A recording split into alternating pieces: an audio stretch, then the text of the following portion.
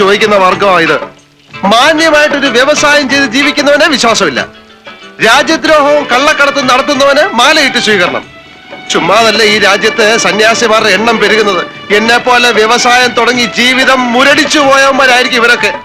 SSLCക്ക് പഠിക്കുമ്പോ ഞാൻ കുറച്ചു കാലം നെക്സലൈറ്റ് ആയിരുന്നു. ഓഹോ. എക്സ്കർഷന് പോകാൻ കാശ് വെച്ചിട്ട് അമ്മാവൻ തന്നില്ല, നേരെ പോയി നെക്സലൈറ്റ് ആയി. മുതലാളി ചതിച്ചു. ആ പലിശ പീതാംബരൻ നമ്മളെ കണ്ടെന്നാ തോന്നുന്നത്. ആഞ്ഞു ചവിട്ടിക്കും. അയാളൊറ്റയ്ക്ക? അല്ല, ആ ഗുണ്ടയുണ്ട് കൂടെ. ഇന്നിവിടെ ചിലതൊക്കെ നടക്കും. ചവിട്ടി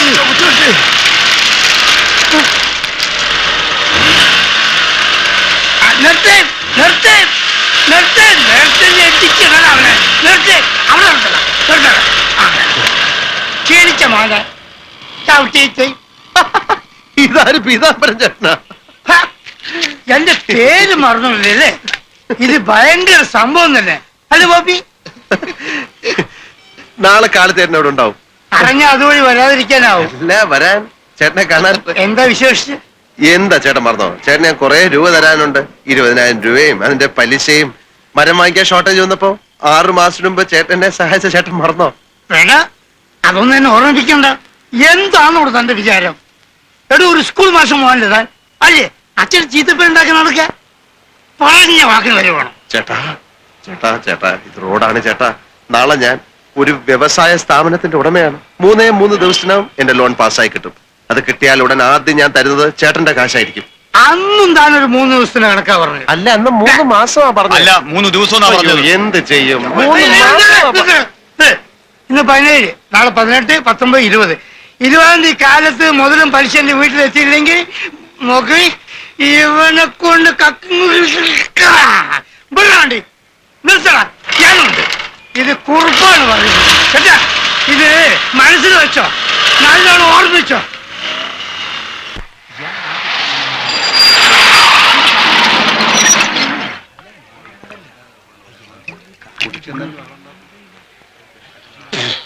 എഞ്ചിനീയർ സാറേ, ഇത് ഞാനാ, ലൈൻമാൻ KT കുറുപ്പ്. ഇത് മദ്യ, വിദേശ മദ്യ. അന്ന് ഞാൻ കുടിച്ചിട്ടില്ലായിരുന്നു. പക്ഷേ കുടിച്ചെന്നും പറഞ്ഞ് നീ എന്നെ സസ്പെൻഡ് ചെയ്തു. ഇയാളുടെ ചുരിദാറിട്ടുള്ള ഭാര്യ എന്നോട് മാർക്കറ്റിൽ പോയി മീൻ മേടിക്കാൻ പറഞ്ഞു. എന്റെ പൊന്നു സുഹൃത്തുക്കളെ, ഞാൻ അവളോട് പറഞ്ഞു, ആ പണി നീ നിന്റെ തന്തയോട് പറഞ്ഞാൽ മതി. ഇത് പറയാൻ ഒരു ഇന്ത്യൻ പൗരന് അവകാശമുള്ള പട്ടിപ്പന്നികളായ പോലീസിനെ വിളിച്ചു പുറത്താക്കും. പോലീസ് എന്താ നിന്റെ അമ്മായിയപ്പന്റെ കുടുംബക്കാരാ? താനെ ചീഫ് എഞ്ചിനീയർ അല്ല, ചീഫ് എഞ്ചിനീയർ. ചീപ്പ് ചീപ്പ് എന്ന് പറഞ്ഞ അൽപ്പൻ.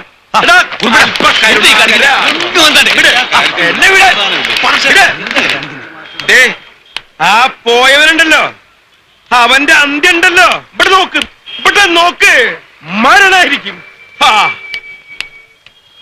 ദാക്ഷായണി ബിസ്ക്കറ്റ് കമ്പനിയുടെ ഓണർ സേതുമാധവൻ ഇന്നും വന്നിട്ടുണ്ട് സാർ. വരാൻ പറയും. ഓ,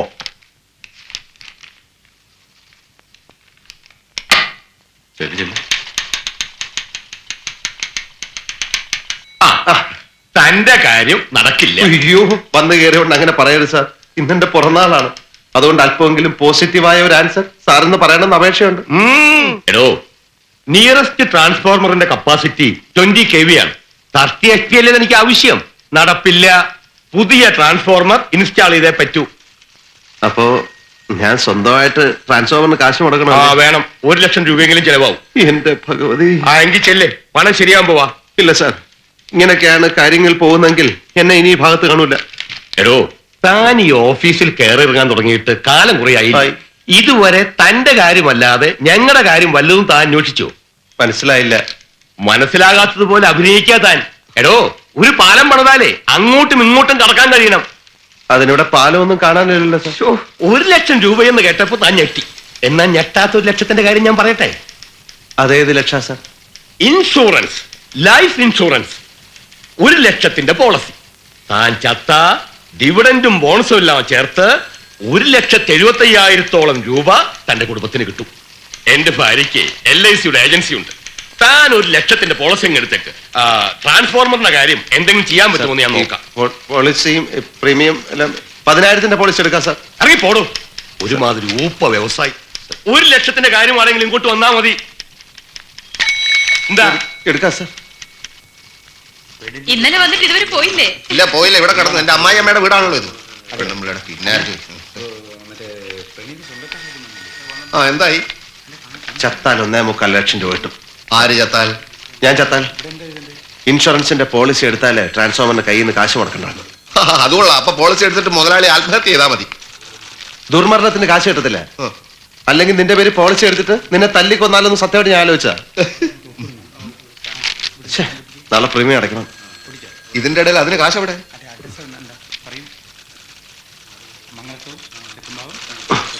നീ ഇതുകൊണ്ട് പണയം വെച്ചിട്ട് കിട്ടുന്ന എന്താന്ന് വെച്ചാൽ വാങ്ങിച്ചോണ്ട് വാ. നമ്മുടെ ഇവിടെ എവിടെയെങ്കിലും കാണും. ഓക്കെ.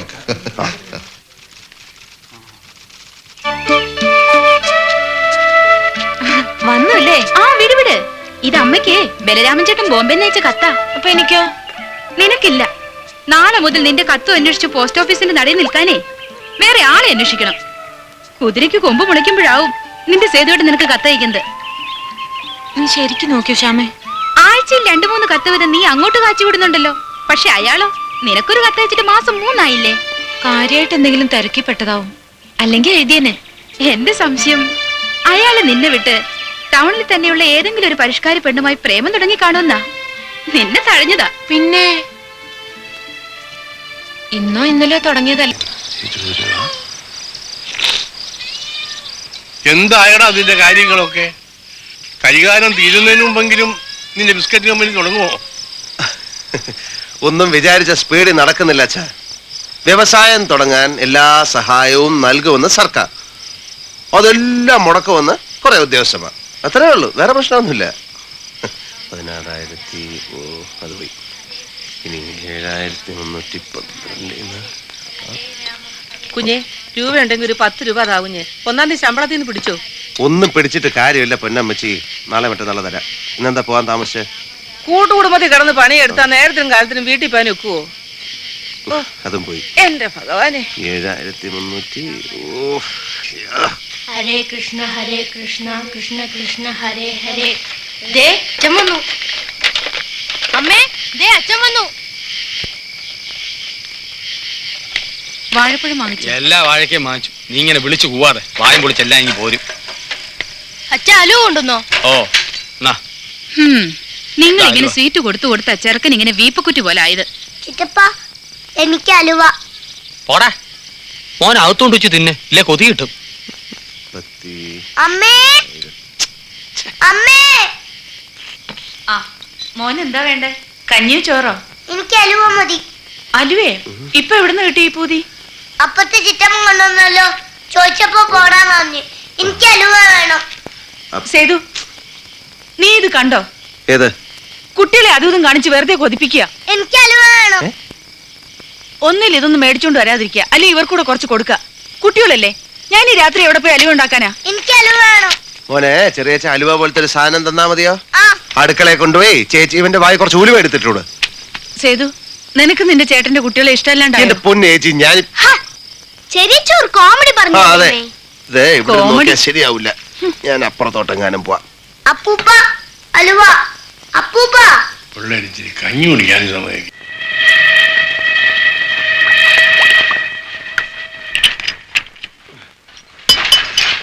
എന്താടി ഇവിടെ വെട്ടോ വെളിച്ചൊന്നുമില്ലേ? എല്ലാവരും ചത്ത. തണ്ണിവണ്ടി എത്തിയോ? തണ്ണിവണ്ടി നിന്റെ തന്ത. എന്റെ പിള്ളേരെവിടെ? ഉറങ്ങിയ? വയറ് നിറച്ച് അലുവ കഴിച്ച ക്ഷീണം കൊണ്ടേ കുട്ടികൾ ഉറങ്ങിപ്പോയി. നീ എന്താണ് അവിടെ ഇവിടെയും തൊടാതെ സംസാരിക്കണേ? നീയും കണ്ടുപിടിച്ചോണ്ടാ? അവിടെ എവിടെയും തൊടാണ്ട് നിൽക്കുന്ന നിങ്ങളാ. എങ്ങനെ പറയാതിരിക്കും? കുട്ടികൾ ഒരു രേഷൻ അലുവ ചോദിച്ചെന്നും പറഞ്ഞ് നിങ്ങളുടെ അളിയനും പെങ്ങളും ഇനി പറയാൻ ബാക്കിയൊന്നുമില്ല. എന്തു പറഞ്ഞു? ചെന്ന് ചോദിച്ചു നോക്ക്.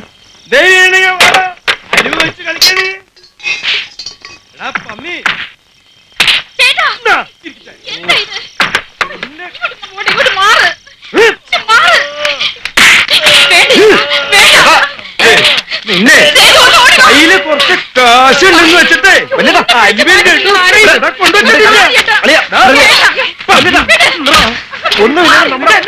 ഭർത്താവാണ് ഇവനിവിടെ എന്താ കാര്യം? പെങ്ങളെ കെട്ടിയിട്ടുണ്ടെങ്കിലേ സ്വന്തം വീട്ടിൽ പോയി താമസിക്കുക. അലുവും ലഡുവൊക്കെ കള്ള മുമ്പിൽ വെച്ചിട്ടല്ല ഞാൻ പോവാണ്. നീ വിട്ട് കൊല്ലും ഞാൻ ഞാൻ പെരടക്കം ചെയ്തേക്കും ഞാൻ പന്നി. അളിയ ഒരു മിനിറ്റ് ഇവിടെ വന്നേ.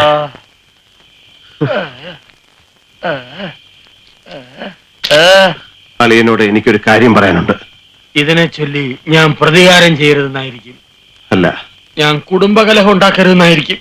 അല്ല, അളിയൻ ദയവ് ചെയ്ത് ഇനി ഈ വീട്ടിൽ ഹൽവ വാങ്ങിച്ചോട്ട് വരരുത്.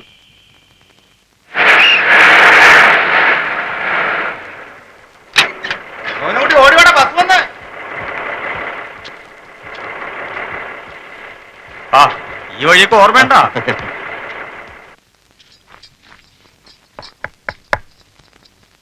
ആരോ വാതിലിൽ തട്ടുന്നു, ചെന്ന് നോക്കി. ചേച്ചി പോയേ, എനിക്ക് അടുപ്പിൽ തീ കൂട്ടണം. എന്റെ കൈ കണ്ടില്ലേ നീ? ചെന്ന് നോക്കടി.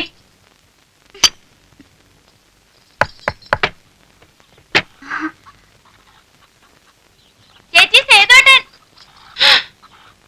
എന്റെ ഈശ്വര,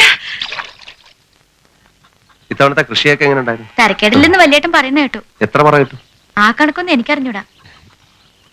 ഇപ്പൊ രാസവളത്തിനൊക്കെ എന്താ വില അല്ലേ?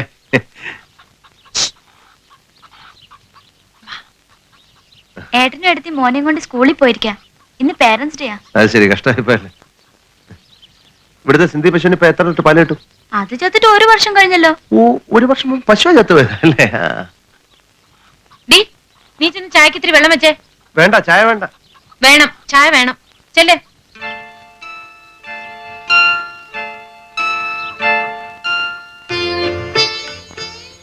അവളോട് കൃഷിയെപ്പറ്റിയും പശുവിനെ പറ്റിയും സംസാരിക്കാനാണോ സേതുട്ടൻ വന്നേ? അല്ല, അവള് തെറ്റിദ്ധരിച്ചാലോ? അവക്കെല്ലാം അറിയാം. ഓ, ഞാൻ എത്ര കത്തുകൾ അയച്ചു, ഒരു മറുപടിയെങ്കിലും. അതല്ലേ ഞാൻ നേരിട്ട് വന്നത്. 6 മാസത്തിന് ശേഷം എല്ലാ കാര്യങ്ങളും സേതുട്ടന് അറിയാലോ. ഇന്ന് വരും നാളെ വരുമെന്നും പ്രതീക്ഷിച്ച് ഞാൻ തളർന്നു. നേരാമണ്ണം വല്ലതും കഴിക്കാൻ തന്നെ എനിക്ക് മനസ്സില്ലാതായി. ഉറക്കം പോലുമില്ല. ഇങ്ങനെയാണേലും ഞാനിനി അധികം നാൾ ജീവിക്കില്ല സേതുട്ട. ഈ കരച്ചില് കാണാനാണോ സുലു ഞാൻ ഇവിടം വരെ വന്നത്? ഈ നാട്ടിലായിരുന്നപ്പോ ഒന്നുമില്ലേലും സേതുട്ടനെ എന്നും കാണാനെങ്കിലും കഴിഞ്ഞിരുന്നു. ഞാൻ ഈ ബിസ്ക്കറ്റ് ഫാക്ടറിയുടെ തിരക്കിൽ. മതി, കുറെ നാളായി ഇത് കേൾക്കുന്നു. ഇപ്പൊ എല്ലാം ശരിയായി. പുതിയ ഗവൺമെന്റ് വന്നേ പിന്നെ വ്യവസായങ്ങൾ തുടങ്ങാൻ എത്ര എളുപ്പമാണെന്നറിയാം. സർക്കാരാണെങ്കിൽ ഭയങ്കര പ്രോത്സാഹനവും. ഇങ്ങനെ ഓരോന്ന് പറഞ്ഞിട്ടങ്ങ് പോവും, പിന്നെ ആളിനെ കാണുകയില്ല. ഇനി അങ്ങനെ ഒന്നാവില്ല. മോഹം ഒന്ന് പ്രശ്നമാക്കി. ഞാൻ നോക്കട്ടെ. ആരാടി പശുവിനെ അടിച്ചു വിട്ടത്? അകത്ത് ഭയങ്കര എലിശല്യം. കൊയ്ത്ത് കഴിഞ്ഞോണ്ടാവും. ഞാനതിനെ ഇങ്ങനെ തല്ലി. സേതു എപ്പോഴാ വന്നേ? ഞാൻ വന്നിട്ട് 5 സെക്കൻഡ് ആവും. വിളവ് എങ്ങനെയുണ്ട് ചേട്ടാ? വിളവ് ഇച്ചിരി കൂടുതലാ. വാ വാ. ഞാൻ എന്റെ കത്ത് കിട്ടിയില്ലേ? ആ, എന്താ അതിന്റെ ഉദ്ദേശം? നിന്റെ അച്ഛൻ കുറുപ്പ് മാസ്റ്റർ എന്നെ ഈ സ്കൂളിൽ പഠിപ്പിച്ചിട്ടുണ്ട്. അങ്ങേരോട് അന്ന് എല്ലാവർക്കും വലിയ ബഹുമാനവുമായിരുന്നു. സ്വന്തം നാടും വീടും വിട്ട് എന്നങ്ങേര് ഭാര്യ വീട്ടിൽ താമസം തുടങ്ങിയോ അന്ന് മുതൽ അങ്ങേർക്ക് തലയ്ക്ക് നല്ല സുഖമില്ല. നാണവും മാനവും കെട്ട് ഞാൻ പലവട്ടം അങ്ങയുടെ മുമ്പിൽ ചെന്ന് നിന്നിട്ടുണ്ട്. സുലുവിന് വയസ്സ് ഏറി വരികയാണ്.